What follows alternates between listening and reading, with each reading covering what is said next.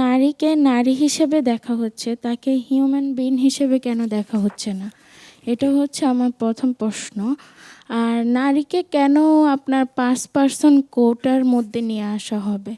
নারীকে কেন আপনার ইকুয়ালিটি হিসেবে দেখা হচ্ছে না?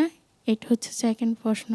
রাশেদ আপা, আপনি যদি একটু অ্যাড্রেস করতেন। কয়েকটা প্রশ্ন আসছে যে নারী শুধু নারী হিসাবে কেন, হিউম্যান বিং হিসাবে কেন ট্রিটেড হচ্ছে না, এই যে পার্সেন্টেজটা নির্দিষ্ট করে দেওয়া হচ্ছে এগুলো এটার কমপ্লায়েন্সের মানে ইয়েটা কেমন হবে, যদি তারা এটা না মানে তাহলে কি হবে, ইকুয়ালিটির প্রশ্ন আসছে, সংস্কৃত ধর্মের নামে নারীর যে অধিকারের প্রসঙ্গটি বা কন্ট্রাডিকশনগুলো আমরা শুনি সেগুলো কিভাবে অ্যাড্রেস করা হবে, এই কিউরিওসিটিগুলো আমাদের শিক্ষার্থীদের মাঝে আছে।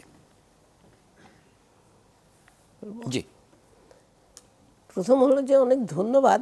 আমরা আসলে নতুন প্রজন্মের কাছ থেকে অনেক উদ্দীপনার কথাই শুনলাম মনে হয়।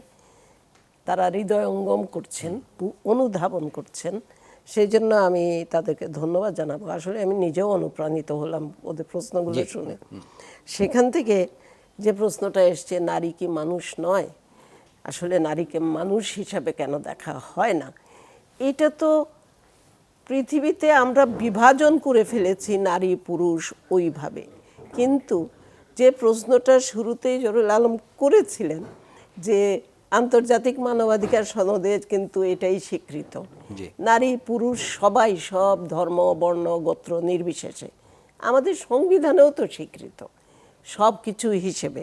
এবং আমি যদি বলি আমি একজন মানে ধর্ম পালন করে একজন মুসলমান, আমার কাছে কোরআন শরীফ যেরকম একটা জীবন বিধান, আমার কাছে আমার নবী করিম সাল্লাল্লাহু আলাইহি ওয়াসাল্লামও কিন্তু এক আদর্শ। তিনি বিদায় হজে কি বলে গেছেন তার ভাষণে, যে মনে রেখো তোমাদের স্ত্রীদের উপরে তোমাদের যেরকম অধিকার আছে, তোমাদের স্ত্রীদেরও তোমাদের উপরে সমান অধিকার আছে। এত বড় কথা বলে গেছেন 1400 বছর আগে যে মহামানব, তার কথা থেকে আমরা কেন সরে আসছি, কেন বিভাজনটা করছি? তিনি আরেকটি অসম্ভব রকমের যুগোপযোগী কথা বলেছিলেন, সেটি হলো ধর্ম লইয়া বাড়াবাড়ি করিও না। যে প্রশ্নের উত্তরটা দিতে চাই, ধর্ম লইয়া বাড়াবাড়ি করিয়া তোমাদের আগে বহু জাতি ধ্বংস হইয়া গিয়াছে। এই জায়গা থেকে আমার মনে হয় আমরা আসলে ধর্ম, সংস্কৃতি আর নারী মুখোমুখি দাঁড় করিয়ে দিয়েছি। কেন? এটা তো একে অপরের সম্পূরক পরিপূরক হওয়া উচিত। সংস্কৃতিতে নারী কেন থাকবে না, বা থাকবে তার ইচ্ছা অনিচ্ছার উপরে? মানুষ হলে তো তার অধিকার, সে কি পছন্দ করবে।